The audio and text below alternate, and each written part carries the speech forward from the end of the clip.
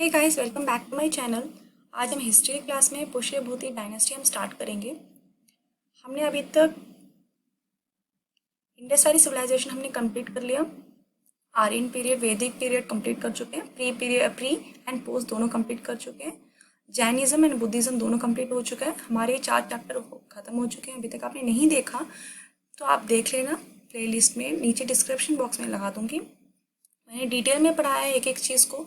हम आज पढ़ेंगे पुष्यभूति वंश डायनेस्टी, इसके बारे में पूरा डिटेल में पढ़ेंगे। इतना हालांकि इम्पोर्टेंट नहीं है, लेकिन हम कोई भी चैप्टर मिस नहीं करेंगे। एक आधी क्वेश्चन आ सकता है, इसलिए हम पूरा चैप्टर कंप्लीट करते हुए चलेंगे। ओके गाइस, पुष्यभूति डायनेस्टी में हम सबसे पहले जो पढ़ेंगे वो हर्षवर्धन के बारे में पढ़ेंगे, जो कि मेन इंपॉर्टेंट कैरेक्टर है ये। ठीक है, इनके बारे में पढ़ेंगे हम। ये चैप्टर इतना इंपॉर्टेंट नहीं है, इसलिए मैं पॉइंट्स आपको बताती हुई चलूँगी। जो इंपॉर्टेंट है सिर्फ वही बताऊँगी। हर्षवर्धन का जन्म 1950 एडी में हुआ था। कहाँ पे? हरियाणा में हुआ था इनका जन्म। ठीक है। पुष्यभूति डायनेस्टी को हम वर्धन डायनेस्टी भी बोलते हैं। ये इंपॉर्टेंट है, ये याद रखना। वर्धन डायनेस्टी भी बोलते हैं, वर्धन वंश भी बोलते हैं इसको। ये एग्जाम में आ सकता है। वर्धन वंश is also called Pushyabhuti dynasty. ये हिंदू है, लेकिन ये बाद में महायाना बुद्धिज्म में कन्वर्ट हुए थे। आपको बताया था बुद्धिज्म में डिवाइड हुआ था बाद में। नहीं पता तो जाके वीडियो एक बार देख लेना, उसमें ये मॉडर्न वाले बुद्धिज्म में कन्वर्ट हुए थे। बताया था ना, एम फॉर मॉडर्न ऐसे करके याद रखने को कहा था। महायाना बुद्धिज्म में कन्वर्ट हुए थे। इन्होंने दुर्गावती से शादी करी थी। इन्होंने दुर्गावती से इन्होंने विवाह किया। इनकी एक पुत्री और 2 सन थे। उनकी एक बेटी और 2 बेटे थे। उनकी बेटी ने वल्लभभाई किंग से शादी करवाया, वल्लभभाई किंग से शादी करी। उसके बाद इनके जो 2 सन्स थे वो उनके खुद के मिनिस्टर ने मार दिया। ठीक है, उनके मंत्री ने खुद मार डाला उन दोनों बेटे को। ये इतना इंपॉर्टेंट नहीं है, कहानी की तरह आपको बता रही हूँ इसलिए, ताकि आपको याद हो जाए।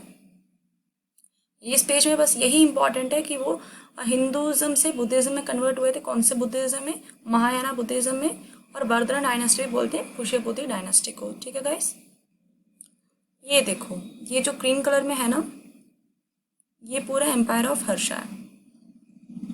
ठीक है, आपको यहाँ से पता चल रहा होगा, ये पूरा ये नॉर्दर्न एरिया है, ये पूरा इनका एरिया था। उसके बाद वो कनौज अपना कैपिटल शिफ्ट हो गए थे, वहाँ उन्होंने कैपिटल बना दिया उसका। राजधानी उन्होंने कनौज को बनाया। और इन्होंने वल्लभभाई किंग जो इनकी बेटी की शादी हुई थी वल्लभभाई किंग से, उनको ही डिफीट किया, उन्हीं को हराया गुजरात में। यहाँ पे ये इम्पॉर्टेंट है, उस टाइम पे इंडिया में कौन कौन विजिट करने आए, इसके ऊपर मैं क्वेश्चन पूरा आपको बताऊंगी। एक अलग सा क्लास लेके। साथ में ये भी नोट करते हुए चलो, हिंग सांग उस टाइम पे आया था हमारे इंडिया में एज अ विजिटर। किस टाइम पे? हर्षा के टाइम पे। ये याद रखना, इम्पॉर्टेंट है किसके टाइम पे कौन आया था, ये हमेशा आता है। हिंग सांग आया था इंडिया में हर्षवर्धन के टाइम पे। ठीक है, ये सब इम्पोर्टेंट इतना नहीं है। हाँ, ये इम्पोर्टेंट है कि ये अपने आप को, ये एक राइटर भी थे अपने आप में। ठीक है, इन्होंने संस्कृत में रत्नावली, प्रियदर्शिका, नागानंदा, ये सब लिखा गया है। इन सब के राइटर भी हर्षा ही हैं। तो आपको ये याद रखना, अगर ये कहीं आगे एग्जाम में रत्नावली, प्रियदर्शिका एंड नागानंदा, तो ये सब संस्कृत में लिखा गया। ठीक है, याद रखना, ये सब संस्कृत में लिखा गया। किसने लिखा था? हर्षा ने लिखा था। ठीक है, बस यही याद रखना है यहाँ पे। इस पेज में क्या इंपॉर्टेंट है हम देखते हैं। बाणाभट्ट कौन था? बाणाभट्ट कौन था? Was his court poet. जो पोएट होते हैं वो कवि था बाणाभट्ट। ठीक है, उसी ने हर्ष चरित्र बुक लिखा था। ये जो बुक है हर्ष के चरित्र के बारे में एक बुक लिखा था। किसने लिखा था? बाणाभट्ट ने। ये एक पोएट था। ठीक है, इसने लिखा था पूरा हर्ष के लाइफ के बारे में, क्या क्या हुआ क्या क्या नहीं हुआ, उस बारे में लिखा था। जो हर्ष था वो नालंदा यूनिवर्सिटी को काफ़ी सपोर्ट करता था। ठीक है, नालंदा यूनिवर्सिटी को काफ़ी सपोर्ट करता था। सबसे ज़्यादा इम्पोर्टेंट इस चैप्टर में ये है कि हर्ष जो है वो लास्ट किंग है किसके? इंडिया के, before the invention by the Muslim attack करने से पहले तक जो हमारे इंडिया में रूलर था, जो हिंदू रूलर था, वो हर्षा था। इसके बाद मुस्लिम ने अटैक करके क्या क्या हुआ, मुगल एम्पायर्स वगैरह जो हुए थे, वो उसमें आगे पढ़ेंगे। लेकिन उससे पहले जो लास्ट किंग था वो था हर्षा। इसके बाद हम पढ़ते हैं चालुक्यास बादामी, बादामी के चालुक्यान, ठीक है, इसके बारे में पढ़ते हैं। इसमें क्या है जो इम्पोर्टेंट है, सिर्फ वही पॉइंट्स पढ़ेंगे हम यहाँ पे। चालुक्य बादामी में सबसे ज़्यादा इम्पोर्टेंट और सेलिब्रेटेड रूलर जो है वो पुलकेशिन II है, ठीक है, पुलकेशिन II। उसका बर्थ ये सब इम्पोर्टेंट नहीं है, लेकिन ये इम्पोर्टेंट है, इसने कोसाला कलिंगा जैसे वॉर को इसने हराया था, डिफीट किया था किसने, पुलकेशिन II ने। ये याद रखना। पूरे ईस्ट साइड में जितने भी वॉर हुए थे इसने काफ़ी अच्छे से डिफीट किया था, सबको हराया था, कोसाला कलिंगा वॉर को। इन डाउन साउथ, जो इंडिया मैप में जो भी साउथ साइड में है वहाँ पे भी हराया था किसको, महेंद्र वर्मन को, महेंद्र वर्मन I को इसने हराया था, ठीक है। इतना इम्पोर्टेंट नहीं है ये सब, लेकिन एक आधे क्वेश्चन आ सकते हैं, इसलिए ये चैप्टर एक ही बार में पढ़ लेना, बार बार देखने की भी जरूरत नहीं है, अगर 1 या 2 बार देख लोगे अच्छे से याद हो जाएगा। इसके बाद इस टाइम पे this was the time when Harsha was a major power in North India. North India में सबसे ज़्यादा मेजर पावर, जैसे कि मैं बताया था आपको, हर्षा था, ठीक है। और ये पुलकेशिन II जो था वो हमारे ईस्ट साइड में था और साउथ साइड में जाके अटैक कर रहा था, और अब ये नॉर्थ साइड में ये था हर्षा, तो इन दोनों के बीच में अटैक हुआ। पुलकेशिन II और हर्षा के बीच में बैटल हुआ, कहाँ पे, नर्मदा रिवर के पास, ठीक है, नर्मदा रिवर के पास हुआ था।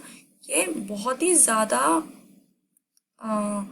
ड्रास्टिक बैटल था, जिसमें हर्षा ने बहुत सारे अपने एलिफेंट को हार गया, ठीक है, बहुत सारे एलिफेंट्स को हार गया।